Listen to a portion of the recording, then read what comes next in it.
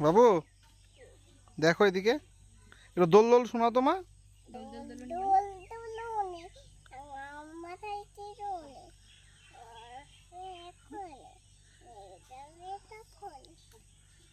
তারপর আমরা দুটি ভাই বলো তো একটু। আমরা দুটি ভাই টিভিতে কার্টুনে গাই। ঠাম্মা কেন গয়া কাশি বুকবে নিয়ে যাই।